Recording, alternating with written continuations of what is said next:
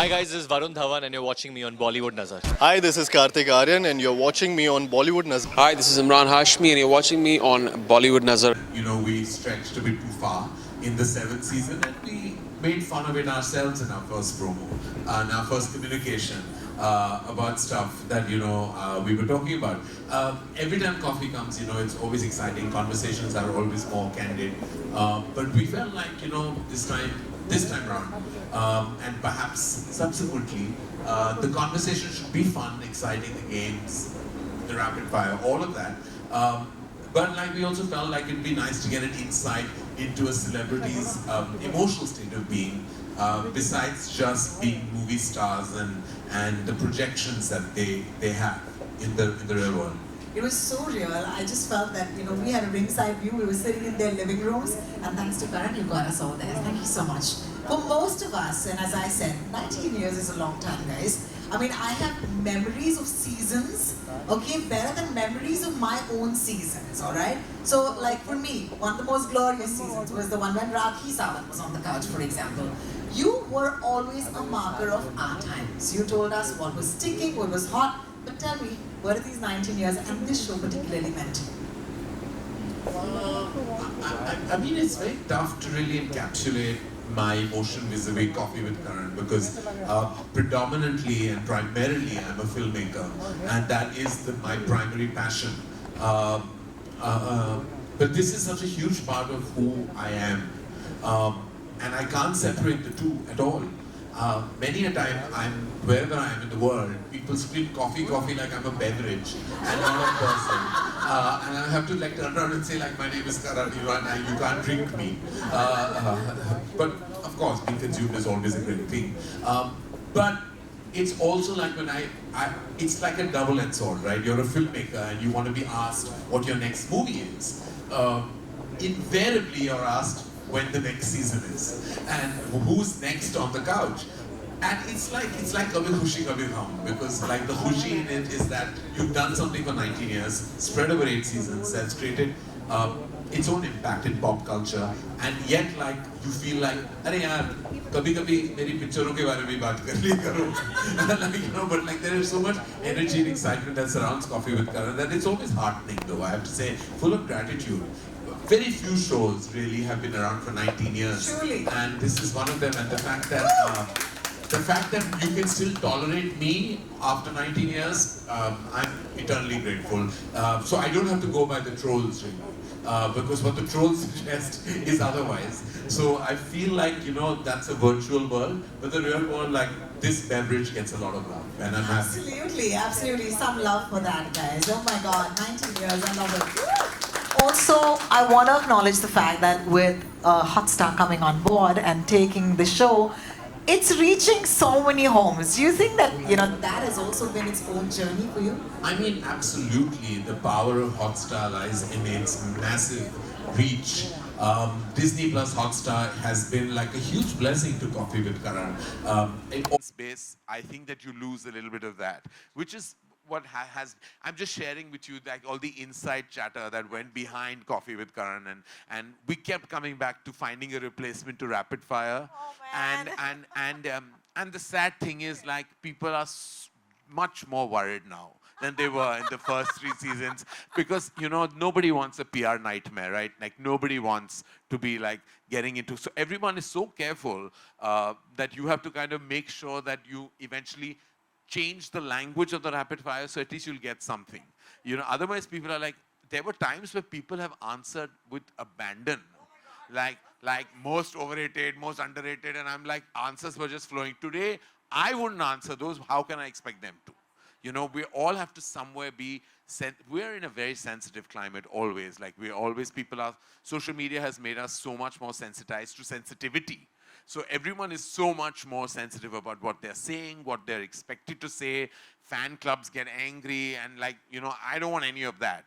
Eventually a talk show that's meant to be fun, you have to have fun with. Who wants the downside of any of this? I'm inviting them, they come for their absolute love for me and their relationship with me, and I have to protect that. It's like घर में अगर आपने मेहमान को बुलाया, you don't want them to go back feeling I have a bad stomach.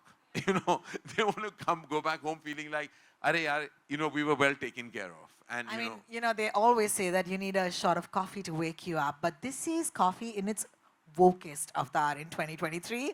And I want to give you a hand for walking that line so gracefully, because we have to be sensitive and at the same time we have to have fun. And if there's one show that's doing that right now, it's Coffee with Karan.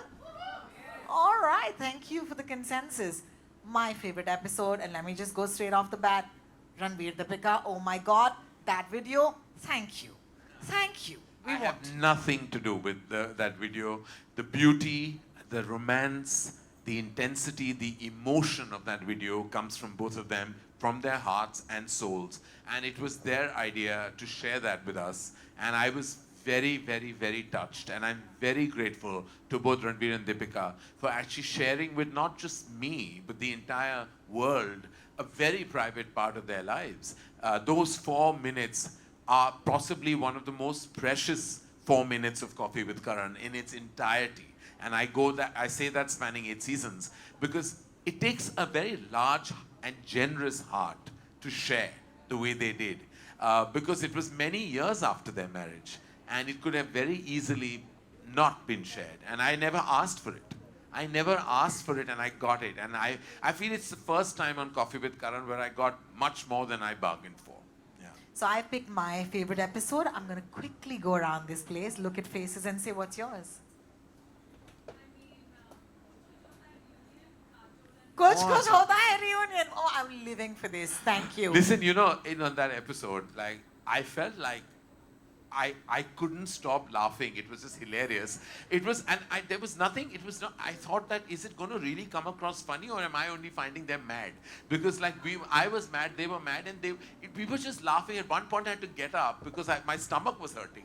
Because I was like, we were just laughing, it was inane. And then it realizes that we've gone back so many decades together that obviously we have a camaraderie that is like kind of special. And it was, even when with Sid and Varun, these reunions have really worked out well. And Sid and Varun actually haven't done an interview at all in the last 11 years together. So when we got them together, again, like they were just hilarious. Like Varun always says funny things unintentionally. But like when he said he goes boating with his wife, I was like, that totally had me. And I was like, when did you go boating with Natasha? Like, when did this happen? I'm boating tonight. And any of us Mumbaikars will know that that's not in our top 10 things to do, you know? Like we don't go boating, you know?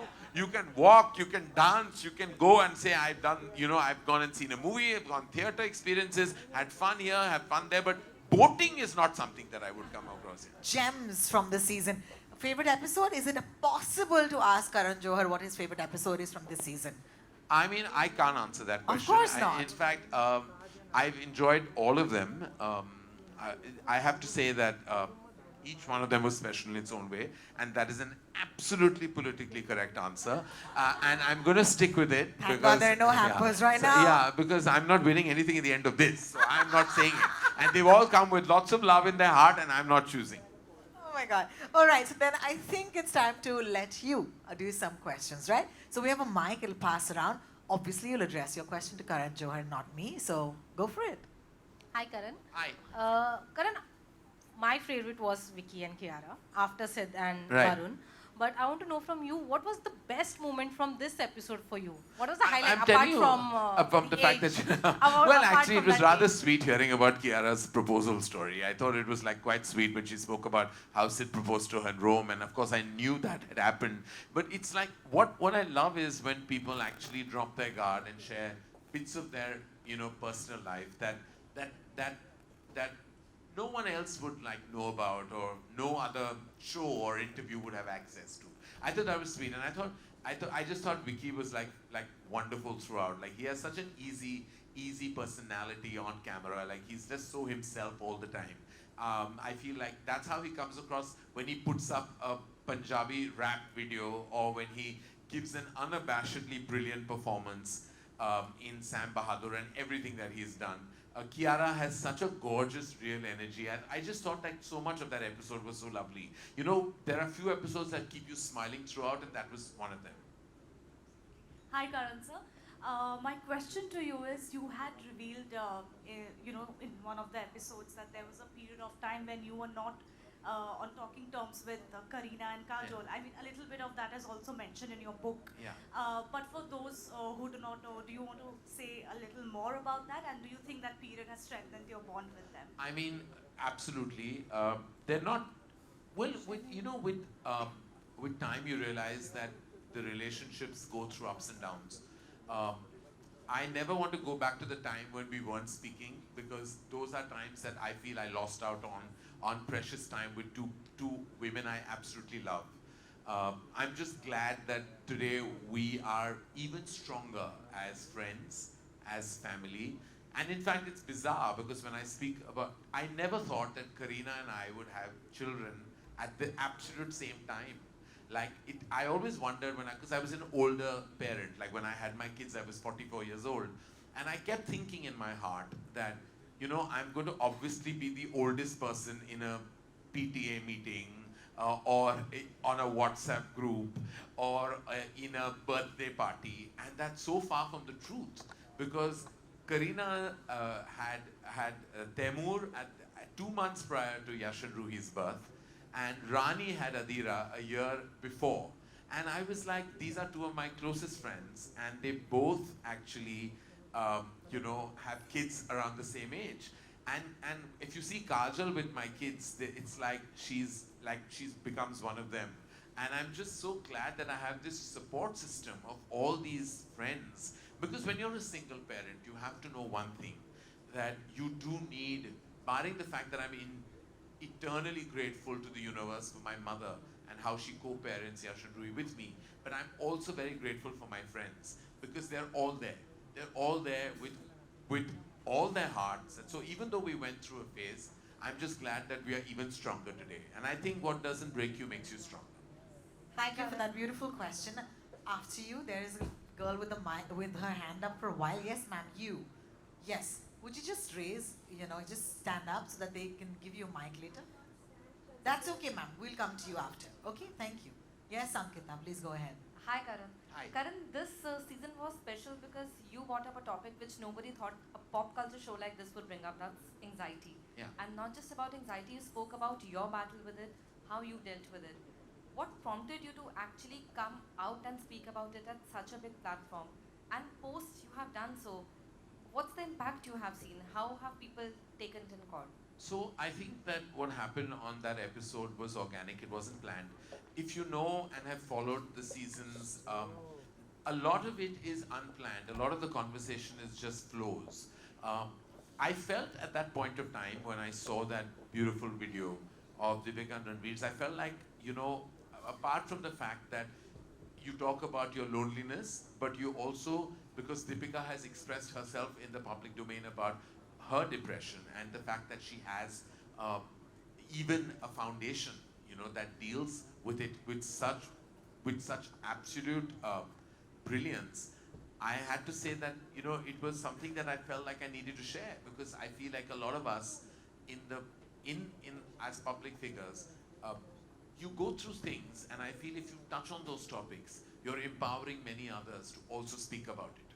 And I feel like I have been through in 2016 a phase where I discovered I was going through anxiety. Then you get better, and then it does come back again sometimes, and it came back again for me at the beginning of this year. And what you do is you address it, and you have to. The first thing is you acknowledge it, and then you address it. All of us can go through. Can all have what happens to me or what happens to anybody else can happen to anybody. It can happen, and it doesn't mean you need a trigger. Sometimes it's a result of many things. Sometimes there is a trigger. But when I spoke about my anxiety, it was also to share a part of my life that really exists, and it's a part that exists today as well. And while I speak, I have absolutely no fear in saying that I'm on medication, and I feel much better today because I seek the help, and I think we need to. Sometimes you feel that you can speak to a family member and you can speak to a close friend, and maybe that is therapy in itself. But there are professionals who can actually guide you, where sometimes your loved ones can't. And not because they're not capable or don't want to. It's sometimes that's just not there. They've not been educated in that zone to tell you what to do. And that's where formal education in that field can truly help you and guide you. And you need professional assistance, you need to go there. And for that, the only thing I tell people is acknowledge it first. Acknowledge it to yourself, and you make sure that family members also are aware, and then you take that step that you have to. Thank you for that question, actually, and thank you for that answer, Karan. A lot of us feel seen many times. So sorry. So there's a girl behind you, and she's really been waiting her own time. Thank you. Thank you, Rohini. That's very gracious of you. Hi, Karan. I'm Vijay Lakshmi. Hi. And my question to you is, each time when you think about combinations, because a lot of times, the audience who have been watching your show religiously for all these years expect certain actors and certain people to grace the show.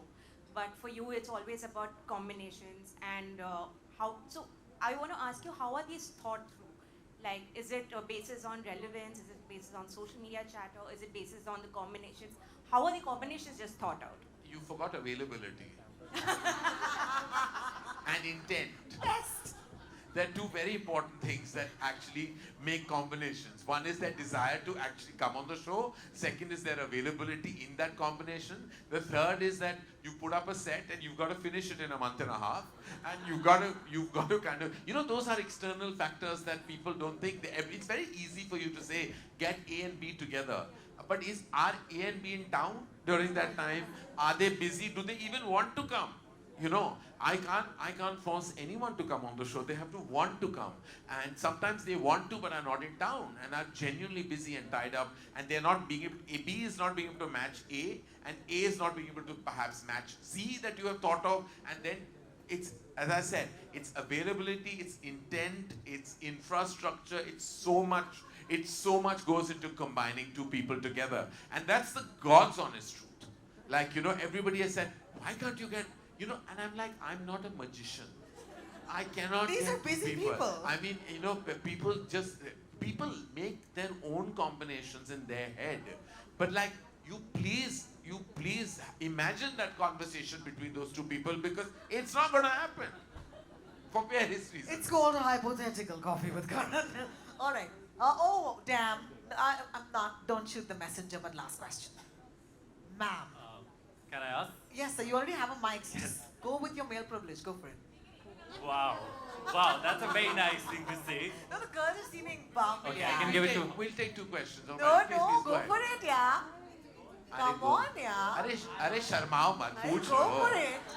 मैं You're कहीं नहीं friends, जाने yeah. वाला, आप ही के लिए आया. Thank you so much, Karan. Karan, Vinay from Bombay Times. Of course, everybody's talking about their favorite parts of this season. For me, the most intimate and the most beautiful part of this entire season was when you actually spoke about being single. Yeah. And you sort of teared up, and I remember watching that particular scene, and there was a roller coaster of emotions that went. I think that felt like you were a poet and you just gave words to so many of us, and you just became a poet who just had an open mic. All of us could relate a lot to that particular thing, and I just feel it's such a hard thing to actually even open up about, because वो हो जाता ना कि मतलब अरे singlehood, this, that, you know what I mean. Talk to me a little bit about that. How was... When I go back to that moment, I don't know how to relive it, because it happened, as I said, just in the moment itself. What do I say to you?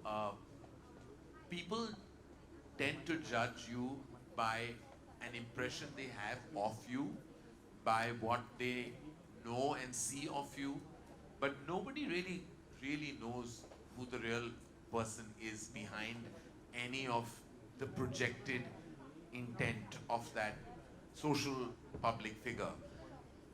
We've always put out a version of ourselves, right? That's what our job is. When we give an interview or we promote a product, a film, you're out there, we protect our vulnerabilities. But then at one point of time, you grow older, you grow wiser, you evolve, and you feel like sharing a piece of your life is not as scary as it used to be. I've already written a book when I was 43 years old, which was 80% of what I could share. There is always a 20% that we'll hold back, and it's our prerogative too, because that will remain with our hearts forever. That moment was true because it is true. There is, I have 2 children. Obviously, I'm co-parenting them with my mom, not with a partner. And that means that I have a single status. And that single status is occupied, is filled in with a lot of work. I push in so much work in the day that I don't think about that status. And that's what we all do. When you're single and you're lonely and you're perhaps not wanting to address that loneliness, you pack in your day with things because you want to distract yourself from the core. And then you believe that if you have great friendships and a great family life, it can actually compensate for the lack of a passionate, intense romantic relationship. Nothing can replace that. You must understand, life is full of boxes. You know, parents fill one, children fill the other, friends fill the other. But there's a box for an intense love romantic relationship that if you don't experience, there is a sense of incompleteness that nothing can ever fulfill. And that loneliness can actually really kind of consume you, and it has consumed me.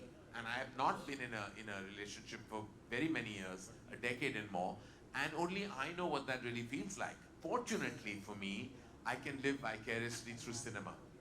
I can create those stories and characters that perhaps that I would like to kind of either romantically be inclined with or just fulfill that part of love and romance in my life. Not everybody has that leverage. I'm a filmmaker, I'm a storyteller. What I can't experience, I can write and execute on celluloid. And that to me is my biggest privilege, that of being a filmmaker. Yeah, can we just take a minute? Thank you for that amazing question. Ji Okay. मेरे से नहीं होता, मैं बहुत बार बैठ चुका हूँ उस काउच पे, कुछ नहीं होता। ये दूसरे लोग आते हैं और उनकी जिंदगी बन जाती है, उनकी शादी हो जाती है, सब कुछ हो जाता है, उनके रिलेशनशिप्स कामयाब होते हैं, कामिल होते हैं। मैं उस काउच पे बैठ के मैंने बहुत चीजें मांगी हैं, वो नहीं मिले हैं, नहीं मिले हैं। I want to tell you that manifestation only works one way. There's 3 people on this couch, Sorry. so congratulations. We'll do it quickly so I can. Hi.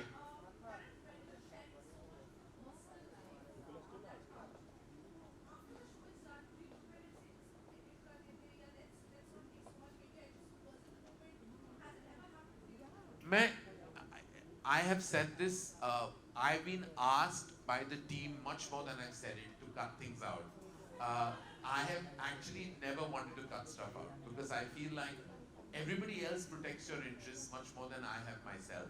I've kept things that maybe in retrospect I shouldn't have, but I feel like when somebody comes and says something and I have a natural response, I have to keep it all. You know, we cut out the boring banter which actually don't add up to anything. But things of consequence, we've never cut out. And I have never asked to remove anything that I have said that is too personal or perhaps sometimes maybe an opinion that I feel will have repercussions and ramifications. It's all there. And there's proof of that. You've seen it. You've seen stuff that you could turn around and tell me, "Arey, ye rakha kyun? We're still bearing the brunt of it." But I said, I've kept it. I've kept it because they are your guests. वो आपके मेहमान हैं, वो आके कुछ कहते हैं, दिल से कहते हैं, दिमाग से कहते हैं, और जो भी कहते हैं उन्होंने कहा है, मैं वो नहीं निकाल सकता. That's the way I respect a guest on Coffee with Karan. Yes, ma'am. We all missed him. Did you miss him too on the couch? We are talking about Mr. Shah Rukh Khan. Oh, immensely. I miss, but I just know that if there's any megastar who has earned his right to speak when he needs to, it's Shah Rukh Khan. And I, of all the people, being his closest friend and family, should understand that. I just absolutely knew that, everyone says that, I have that leverage because he's family to me, that I can ask him and request, and he's never said no to me. And I don't want, so I never asked, because I know that he didn't want to be in that dilemmatic kind of like situation where he'd have to say no to me. Like whenever I've asked him, so I pick and choose what I ask for, because like he's somebody that matters the world to me, he's family to me, he's my older brother, he's everything. And I feel like I know when the right time is there, I will ask him. And I know when he has to want to speak, he will. And when he does, I know it'll be extraordinary because no one gives interviews better than Shah Rukh Khan. Nobody speaks better than him. When he speaks on a global platform or on a national platform, he is just the wizard of words and truly the emperor of not just entertainment on screen, but also off screen. And a lot of our collective love for him is because of the man that he has been to us off screen. You know, so you love him as every character from Raj to Jawan, but like the Shah Rukh Khan that we all know, I mean, I don't know a single person that will be in a room with him and not walk out of the room weak-kneed or absolutely in love with him. Like that. I don't miss because I have coffee with Karan nearly every night. So I have nearly every evening, Shah Rukh, Gauri, me and his family, we meet. So I'm having those conversations. I understand why you would miss him, but I'm satiated because he's a big, huge part of my daily existence and life. Well, thank you so much, everybody, for joining in here. Thank you. And I have to just end by saying that, firstly, thank you. Thank you for always being so kind and gracious. Thank you for always being like so vibrant and also so energized that you give that energy to the person you're sitting next to. Thank you to Disney Plus Hotstar and special mention to Gaurav Banerjee and his entire team who have been so absolutely amazing. Right through the journey of Coffee with Karan, to Mr. Madhavan who actually he's been our guiding light at Disney Plus Hotstar, and to Janvi and the entire team of Coffee with Karan, to everyone, my marketing team, to Nilofer, to all of them who have been stalwarts and pillars of Coffee with Karan and have stood tall. And special thanks to even Len who has been with me right through. And like also big thanks to all of you, you know, who've actually given the show love. Even when I've read large columns of criticism on the episode, I'm like, wow, somebody took so much time to dissect a talk show. And I'm like, that is so gratifying to even read like, and like, I'm like, this particular episode bored me to tears, but why are you writing 5 pages on it? Like, if it bored you to tears, then why have you written so much? Like, if it bored you to tears, you should have switched it off. You have that remote in your hand. But I'm very gratified by the love, the criticism, the analysis, and also the consistency of the fact that maybe, if all else fails, I know I'll always be a host on Coffee with Karan. It's great solace for me to be. Thank you guys. Thank you from the bottom of my heart. Thanks, Karan. Guys, it's pretty simple. I mean, this industry used to wake up on Friday mornings, but you made it Thursday morning. So thank you so much for doing that. Actually, Wednesday midnight. Wednesday midnight, guys. Wednesday midnight, of Well, course. this Wednesday midnight, you don't have anything to see because you already saw it. You saw. Yeah, okay, watch it. Yeah. Well, I mean, like, if you can watch it, but it'd be lovely if you tune into another platform and watch Rock Kirani again also. It would be lovely. It would make my heart even happier. I'm not mentioning that platform because then you know what will happen. Mr. Johar, we love you. Thank you so much for joining us. Thank you, today. It's thank been you, wonderful. thank you. Thanks, everybody. We'll see you.